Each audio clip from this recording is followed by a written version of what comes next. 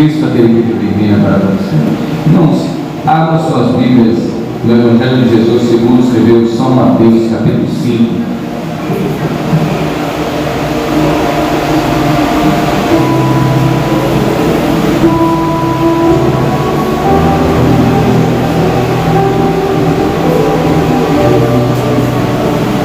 Evangelho de Jesus, conforme escreveu Mateus, capítulo 5, e o versículo 20, apenas um versículo, irmãos. Todos encontraram aqui um amém? Diz assim: porque vos digo que, se a vossa justiça não exceder a dos escribas e fariseus, de modo nenhum entrareis no reino dos céus. Poder sentar e aqui para nós, Senhor Jesus, amém? 5, 20. Glória a Deus. Amém? É um prazer imenso estar com os irmãos aqui essa noite, adorando e exaltando o nome do nosso Senhor, do Salvador, Jesus Cristo, aquele que vive reina, irmãos, para todo sempre. É um motivo sempre de alegria estar na casa dele. Mais alegre ainda eu fico quando eu vejo que os irmãos vêm à casa do Senhor Jesus e muito mais nesse culto de instrução, nesse culto da palavra, para aprender mais sobre a palavra do Senhor Jesus, porque só Ele, Senhor, irmãos, para nos conduzir pelas veredas da justiça. Amém? É um versículo de comparação que Jesus faz aqui nesse texto, porque ele chega a dizer assim: porque vos digo, se a vossa justiça não exceder a dos escribas e fariseus, de modo nenhum entrareis no reino dos céus. Jesus agora está botando um limiar, está botando um parâmetro para os seus discípulos. Ele está falando para os seus discípulos, está dizendo: vocês têm que exceder os fariseus, vocês têm que exceder a justiça dos fariseus. Se vocês não ultrapassarem os limites da justiça dos fariseus, vocês não entrarão no reino dos céus. Mas a pergunta é então, irmãos, quem são os fariseus? É interessante que quando a gente lê o Novo Testamento, a gente tem uma visão dos escribas e fariseus. Mas se a gente vivesse, ou então convivesse, estivéssemos ali em Israel, no momento, no tempo intermediário entre o Velho e o Novo Testamento, que se chama o período de silêncio de Deus, aquele período onde não se levantava profetas, onde não se levantava nenhum homem de Deus, a voz de Deus não existia, Deus tinha se calado para a humanidade, para o seu povo ali, Deus estava em silêncio. Se a gente vivesse naquele período, a gente entenderia que esses escribas ou esses fariseus eram homens de honra, os homens, as pessoas que manteram firmes e vivas as palavras da Torá, se chama fariseus. Glória a Deus. Eles eram, nesse período de silêncio de Deus, o único meio de se encontrar e de aprender algo da parte do Senhor pela Torá. A religião, então, os cultos só partiam através deles. Os escribas não eram nada mais nada menos que homens que escreviam todos os relatos que existiam naquele período.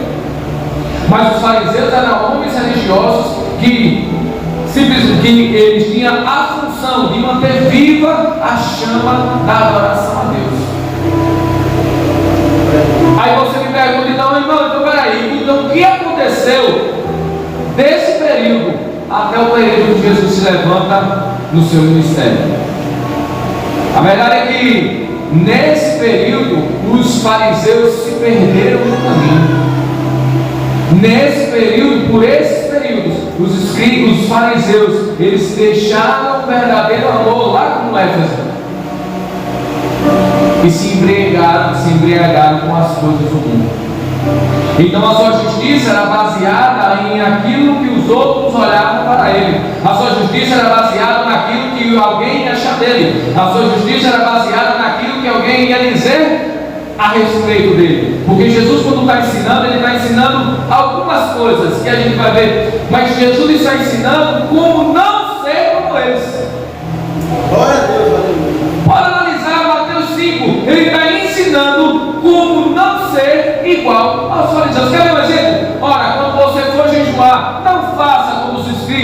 fariseus, que simplesmente não pintiam seu cabelo, nem pintiam suas barbas, nem trocam suas roupas. Na verdade, eles ficam como mendigos para que todos vejam que eles estão jejuando. Na verdade, eles já receberam o seu galardão. Então Jesus agora está dizendo assim: olha, o seu parâmetro tem que exceder a dos fariseus, porque os fariseus são como muitos que vivem hoje, só agem se tiver alguém para ver ele fazendo, só faz se alguém estiver aplaudindo, Alex, só está disposto a fazer se alguém estimulá-lo a fazer. Ou seja, pessoas, estamos vivendo uma geração que a ação só vem recorrente a um estímulo. Ah, por que eu prego? Eu só vou pregar se alguém olhar para mim no final bater palmas, porque aí meu alto ego vai ser elevado, então vai ser proveitoso para mim. Ah, eu só vou gravar uma canção porque eu sei que alguém vai comprar, vai vender CZ, eu vou fazer sucesso, eu vou ser famoso, então meu nome vai correr ao mundo. Eu só vou abrir igreja porque agora eu vou querer ser pastor, porque eu vou ser proclamado, aclamado como pastor, e em todo lugar que eu passar, alguém vai olhar para mim e vai dizer: olha o pastor, é o pastor Oséias, porque ele é pastor.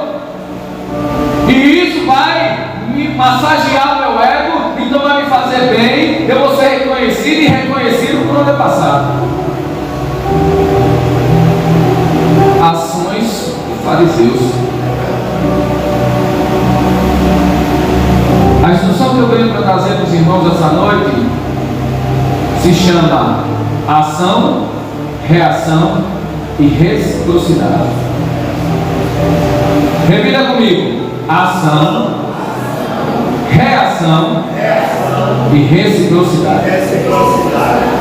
Precisamos entender o que realmente isso implica nas nossas vidas. Precisamos entender o que realmente isso condiz com o caráter cristão. O que é uma ação? O que é uma reação? Em que momento eu devo agir? Em que momento eu devo reagir? Ultimamente a gente está vivendo um mundo invertido. Ora, na hora de eu agir eu só reajo. Na hora de eu fazer eu só faço se alguém fizer. Na hora de eu reagir eu já quero agir antes da ação. No âmbito do trabalho, existem os proativos. Quem são as pessoas proativas? São aquelas que não esperam ninguém falar, pastor, eles tomam a iniciativa de fazer. E esses são os mais bem vistos. Mas eu deixo fazer uma pergunta a você. Em uma igreja onde tem 200 pessoas, quantos são os proativos? Quantos são aqueles que fazem sem esperar ninguém fazer? Quantas vezes a gente escuta alguém falando dentro da igreja assim: irmão, vou fazer, não, ninguém está fazendo, eu vou fazer. Irmão, se ninguém fizer, eu não faço. Eu já vi muito questionamento dizendo assim: eu estou fazendo sozinho. Vamos lá. Para entender tudo isso, a gente precisa entender os conceitos. O que é ação? A palavra ação tem vários significados, entre eles ato, acontecimento, medida, comportamento e também um tipo de investimento. A ação como ato ou acontecimento, resultado ou exercício da capacidade de agir. Aquilo que acontece, ocorrência, efeito ou consequência de um fenômeno. Modo de proceder, comportamento, obra, feito, capacidade ou disposição para agir. Essa é a ação. Qual é a importância no âmbito da nossa vida cristã? A gente tem a ação como prioridade ou primordialmente na nossa vida. Em 1 Pedro 2,12 diz assim: tendo-vos vosso viver honesto entre os gentios, para que naquilo que se fala mal de vós, como de malfeitores, glorifiquem a Deus no dia da visitação, pelas boas obras que vos observem. Entenda, se eu não faço nada, vou glorificar a Deus pelo quê? Se eu não tenho ação nenhuma, deu obra nenhuma. Em quem vão glorificar a Deus? Ou em que vão glorificar a Deus? Em Romanos 12:2 diz assim: não sejam conformados com esse mundo, mas sejam transformadores pela renovação do vosso entendimento, para que experimenteis qual seja a boa, agradável e perfeita vontade de Deus. Ou seja, porque quando a gente olha pelo que é a ação, eu vou quando eu gosto da hora, eu não vou atentar por todos os sinônimos da ação, mas eu quero atentar só para uma coisa, sobre o modo de proceder, comportamento, obra feita e disposição para agir, sabe? Em 1 Pedro a gente viu um modo de viver, como também em Romanos 12:2. Em Mateus 5:16 diz assim: assim resplandeça a vossa luz diante dos homens, para que vejam vossas boas obras e glorifiquem a vosso Pai que está no céu. É interessante que João não diz assim: a luz veio para o mundo, mas o mundo preferiu as trevas, porque suas obras são más. A igreja do Senhor ela não pode estar simplesmente dizendo assim: eu sou crente e está bom. Já aceitei Jesus, então está tudo certo, não preciso fazer nada. A verdade é que não fomos salvos pelas obras, mas fomos salvos para as obras. Se um cristão que aceitou a Jesus, ele não tem a predisposição de tomar a ação de fazer aquilo para qual foi chamada, ele está simplesmente como uma árvore infrutífera, uma árvore que não dá fruto. E a Bíblia é clara quando diz: toda árvore que não dá bons frutos, o que acontece com ela? É cortada e lançada onde? No fogo.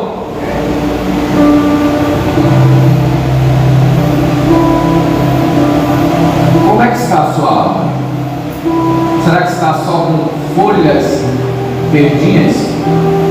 Será que simplesmente só está o caule e a raiz? Ou será que você está produzindo bons frutos? Como é que está a sua situação para com as suas obras? O comportamento cristão envolve renunciar aos costumes do mundo, viver de acordo com a vontade de Deus, não julgar os outros, seguir o amor de Cristo, oferecer-se a Deus como um sacrifício vivo, viver para agradar a Deus, viver como Jesus viveu, vencer o mal com o bem. Tudo isso são ações de um servo do Senhor.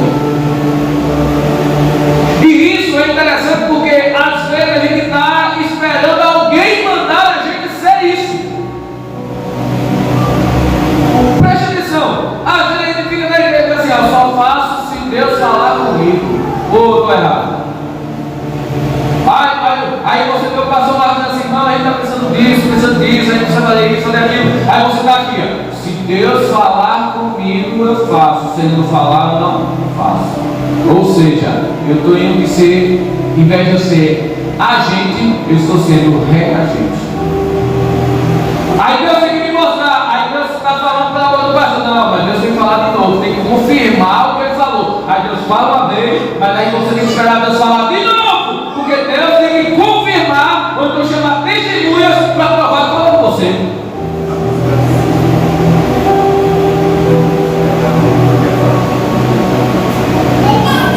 Seja agente de Deus.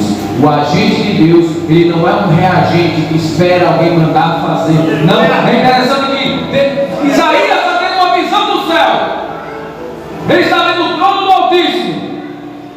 E tem aquele processo todo de purificação com Isaías. Mas daqui a pouco ele está ouvindo a voz do céu. Em momento nenhum ele está falando, Deus falou o nome de Isaías. Mas a palavra é: a quem eu enviarei? Quem há de ir por nós?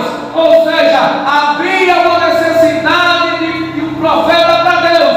Mas Isaías não esperou Deus falar: Isaías, vai e faz. Ou então: Isaías, você pode fazer. Ou então ele esperou alguém dizer assim: ó, Isaías, se prontifica. Isaías, toma coragem. Não, Isaías, quando ouviu a necessidade de Deus, ele diz assim: olha, eis-me aqui, envia-me.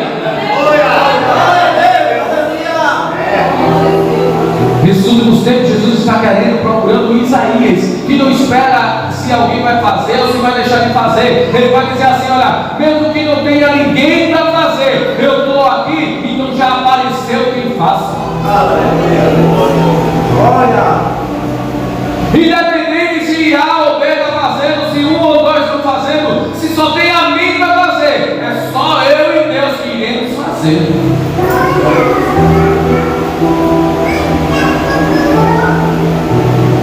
Em Efésios 2, outro diz assim: porque pela graça sois salvos por meio da fé. Isso não vem de vós, é dom de Deus. Não vem das obras, para que ninguém se glorie, porque somos feitura sua, criados em Cristo Jesus para as boas obras, as quais Deus preparou para que andéssemos nela. Quem foi que preparou as boas obras? O próprio Deus, para que nós andássemos nela. Ele não está dizendo aqui: olha, Deus preparou as boas obras, mas se você quiser, você faça, senão não faça, não. Ele diz assim: olha, a salvação não é pelas obras, mas você foi salvo para fazer as obras que Ele preparou para você. Em Tito 3,14 diz assim: os nossos aprendam também a aplicar-se às boas obras, nas coisas necessárias, para que não sejam infrutíferos ou infrutuosos. Ou seja, não é só eu fazer, mas eu tenho que instruir aos meus a também fazer. Porque em Tito ele está dizendo assim: ó, e os nossos aprendam também a aplicar-se às boas obras.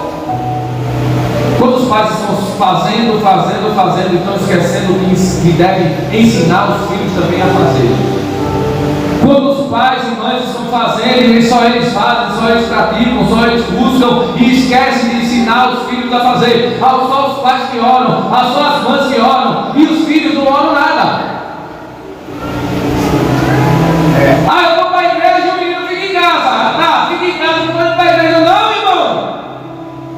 Os pais têm que ensinar os filhos, é no caminho que eles devem andar. Aleluia! Glória a Deus. E há um risco aí, porque se você não ensina, seus filhos não produzem frutos. E eu já falei a consequência de uma árvore que não dá fruto. A árvore que não dá fruto, Jesus não se agrada. Tem aquela passagem que Jesus passou e olhou a figueira e a figueira não tinha fruto. O que foi que Jesus fez com aquela figueira? A partir de hoje você não produz mais nada. Secou e morreu.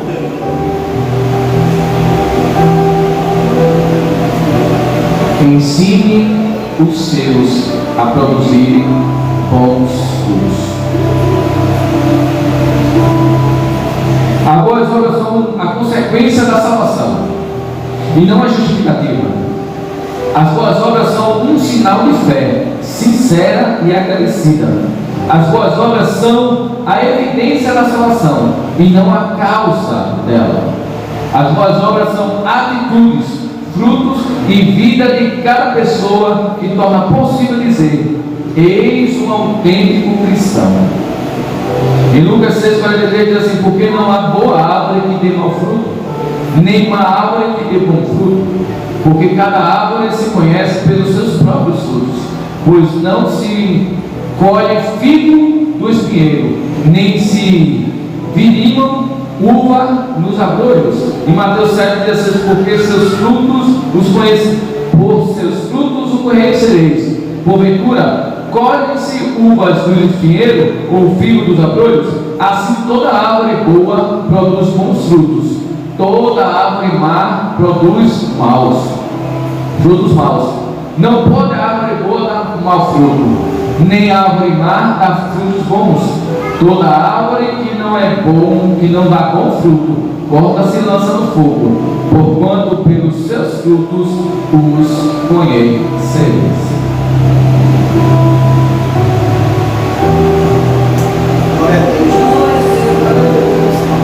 Irmão, qual é a importância das obras na nossa vida?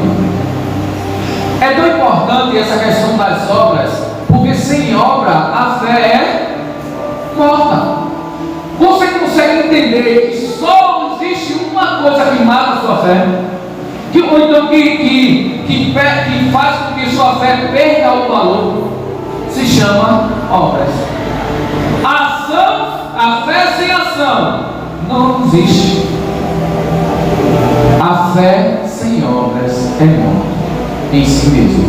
Em Tiago 2,14, aí eu peço que os irmãos abram suas Bíblias em Tiago 14, a gente vai fazer uma leitura um pouco extensa, mas é de extrema importância que você venha entender o que acontece. Tiago 2,14, a partir do versículo 14, diz assim: meus irmãos, vou executar, né? Diz assim: meus irmãos, que aproveita se alguém disser que tem fé e não tiver as obras? Porventura a fé pode salvá-lo? E se o irmão ou irmã estiverem nus e tiverem falta de mantimento cotidiano, e algum de vós lhe disser: ide em paz, aquietai-vos e fartai-vos, e não lhes derdes as coisas necessárias para o corpo, que proveito virá daí? Assim também a fé, se não tiver as obras, é morta em si mesma. Mas dirá alguém: tu tens a fé e eu tenho as obras. Mostra-me a tua fé sem as tuas obras, e eu te mostrarei a minha fé pelas minhas obras. Tu crês que há um só Deus, fazes bem.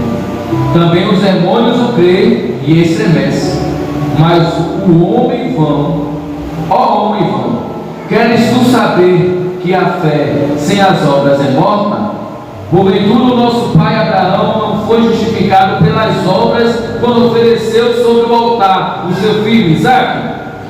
Bem vês que a fé cooperou com as suas obras, e que pelas obras a fé foi aperfeiçoada, e cumpriu-se as escrituras que diz: e creu Abraão em Deus, e foi-lhe isso imputado como justiça, e foi chamado o amigo de Deus. Vedes então que o homem é justificado pelas obras e não somente pela fé. De igual modo, Raabe, a meretriz, não foi também justificada pelas obras quando recolheu os emissários e os despediu por outro caminho? Porque assim como o corpo, seu espírito está morto, assim também a fé sem obras é morta. Veja a importância das obras. A fé é aperfeiçoada pelas suas obras. Não adianta só eu dizer assim: eu creio em Jesus Cristo e não seguir. Você está provando que sua fé não tem valor. É assim, não é? Quando as pessoas estão no mundo e a gente prega o evangelho para eles, e eles dizem assim: não, eu creio em tudo isso, mas não seguem. A fé dele resulta em quê? Em nada. Está se condenando do mesmo jeito.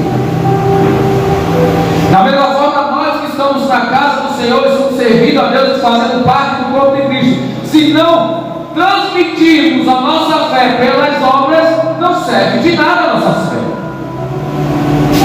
Ele dá um exemplo aqui, ele está dizendo assim: chega o irmão necessitado de alimento, a gente só diz assim: faz uma oração, espere em paz. De que proveito tem a nossa fé? De nada. Mas se a ação das nossas obras vier e dizer assim: olha, a gente vai orar por você, mas a gente vai agir por você, as coisas é diferente. Se a gente fizer por alguém, a nossa fé é transmitida pelas nossas ações, sem precisar a gente falar uma palavra. Tem uma ilustração, não sei se foi ilustração, se é verdade, já vi muita gente contando, que havia uma mulher, não sei como é que foi, que estava passando necessidade, e veio um homem que não era cristão e jogou uma esfera lá na casa dela, e aí, ó, o meu Deus mandou isso aí, que ele não era cristão, ela não sei direito como é que era.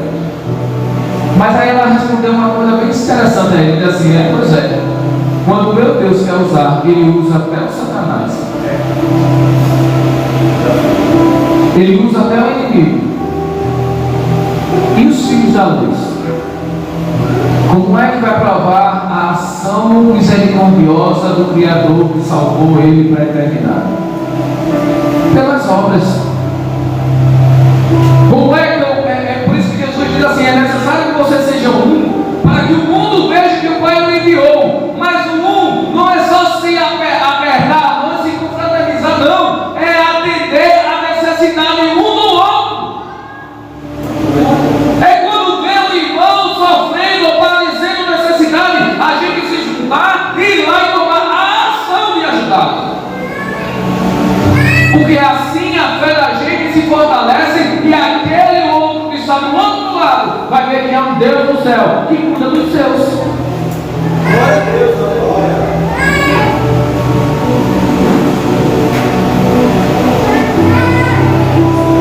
Mas irmão, mas se eu não fizer nada,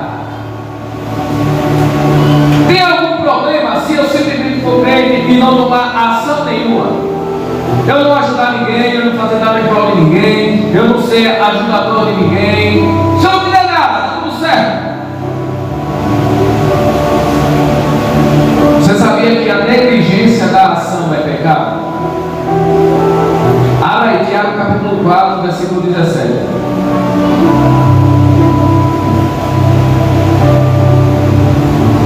Professor de Tiago capítulo 4, versículo 17.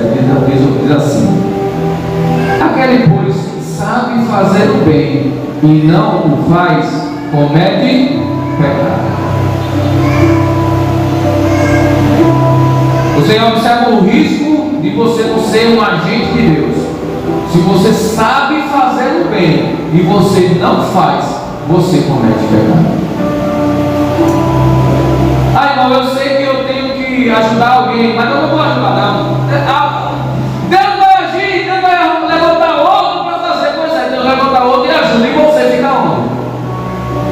Como é que fica a sua condição? Em pecado. Aquele, pois, que sabe fazer o bem e não faz, comete pecado.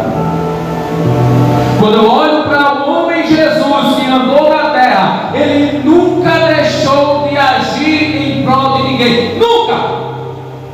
Até quando disseram assim: cala a boca, não incomoda o mestre. Ele parava uma multidão para ajudar uma pessoa que precisava. Às vezes Jesus só estava passando, estava indo de caminho, estava passando por um lugar. Porque tinha ocasiões que, como a filha de Jairo chega e pede ajuda a ele, pede socorro a ele. Da mesma forma como o centurião de Cafarnaum, ele vai e pede para que Jesus vá lá curar o seu servo. Como também a Marta e Maria me chamam porque Lázaro está doente. Aí Jesus se direciona para a casa dessas pessoas. Mas é interessante que no caminho da casa de Jairo havia uma mulher naquela região que estava precisando de um milagre, que estava precisando de misericórdia, que estava precisando que alguém chegasse perto dela. Se ela chegasse perto de qualquer um dali da multidão, a consequência disso era morte.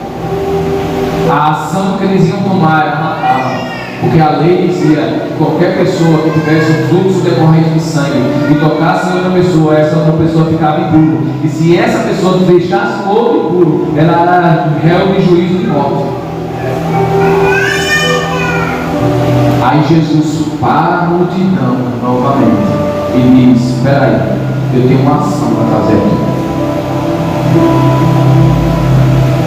E ele não só cura aquela mulher, mas ele traz paz ao seu coração.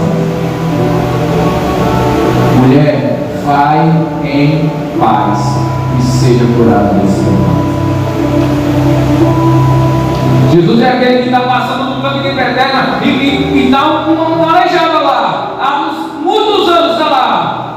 Ninguém ajudou, ninguém tomou a ação de ajudá-lo, porque quando Jesus chega perto dele, ele diz assim: quem quer ser curado? Ele diz assim: Porque eu estou aqui há 35 anos, eu não lembro, 38 anos, e até então ninguém toma ação de me pegar e de me jogar dentro do tanque. Tem muita gente aqui, mas todos negligenciam ajuda a mim, todos.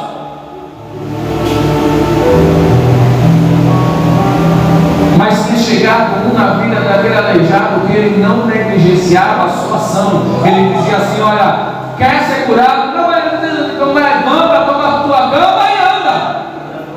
Porque Jesus, ele não esperava alguém fazer, ele não só fazia se alguém fizesse. Se estava precisando, ele ia e ajudava. A ação de Jesus sempre foi primordial na vida dos outros.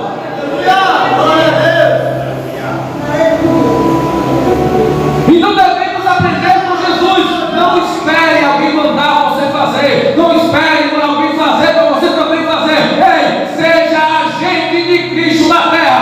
Deus me chamou para ser o modelo de Deus na terra. E o modelo de Deus na terra não espera ninguém mandar. Hoje o que a busca por coaches aumentou bruscamente, monstruosamente. Porque o que é um coach? O coach é aquele que dá aula, ajuda, ele manda, ele fala para você fazer, ele lhe motiva para você fazer, ele dá uma motivação para você começar a fazer coisas para a sua vida.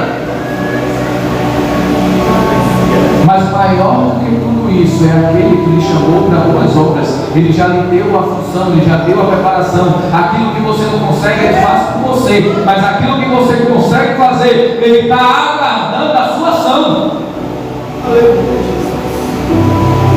É o Deus que age em prol, mas também que espera você agir em prol do seu irmão. É necessário que sejamos um, para que o mundo veja que o Pai nos enviou, lhe enviou. Jesus, ele diz assim: olha, faça o que o mundo tem que ver, meu povo fazendo bem para todos.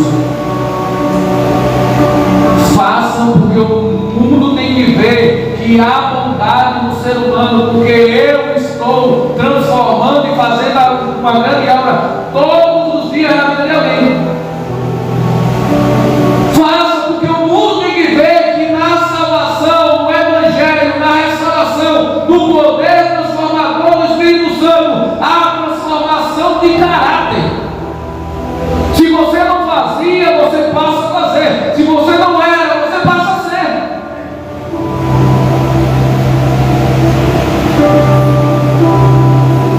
Eu não vou deixar para a próxima semana o restante, porque não vou entrar em outra só fala 5 minutos. Mas o que eu quero dizer a você é que você não precisa mais de modelo nenhum além de Jesus. É só observar o caminhar de Jesus na terra. Ele não esperava ninguém pedir para ele fazer. Ele não esperava. E ora, a gente às vezes diz assim: mas irmão, minha situação está difícil, eu estou passando uma situação tão difícil, só Deus sabe o que eu estou passando. Aí a Bíblia diz que chega a notícia para Jesus: João Batista morreu. A dor no coração de Jesus foi tão grande que Jesus não conversa mais nada para ninguém, com ninguém. Ele simplesmente pega um barquinho, ele entra dentro do barco, a Bíblia diz que ele se afasta da beira do mar e ele se isola, ele fica sozinho, curando as suas feridas. Ele está ali, está amargurado, está triste, está ressentido, ele está chorando a perda de um amigo. Mas a Bíblia é clara quando diz que quando Jesus olha para a margem do rio, e quando ele olha para a margem do rio, há uma multidão seguindo ele, precisando de cura, de transformação e restauração.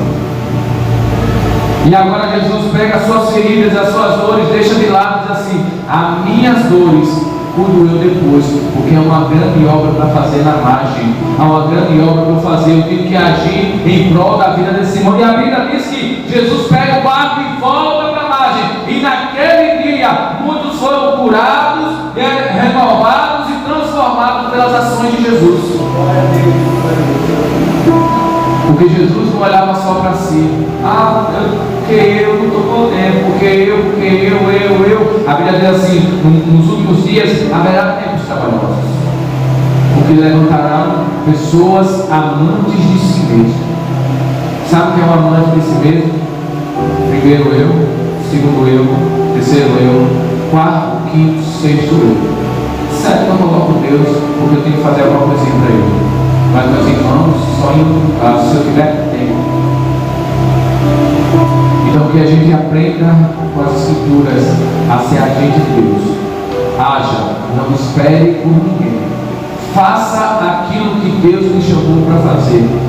A irmã Cristiane, ela é dirigente da consagração. Se ela, um dia ela chegar aqui na consagração e não tiver ninguém, faça a consagração sozinha, porque a chamada foi para a senhora fazer, não foi porque irmã Cristiane, só faça se os outros estiverem aí para fazer. Não, faça aquilo que Deus te chamou para fazer. Se um dia de terça-feira o pastor chegar aqui para abrir o culto, e se não tiver ele e a irmã Terezinha, eles vão fazer aquilo que foi chamado para fazer. Porque aquilo, a missão que Deus colocou na sua mão não depende de outra pessoa, só depende de você. Amém? Eu agradeço a oportunidade. E terça-feira, se eu tiver uma condição boa do trabalho, a gente dá continuidade a isso aqui. Amém? Eu agradeço a oportunidade, em nome de Jesus.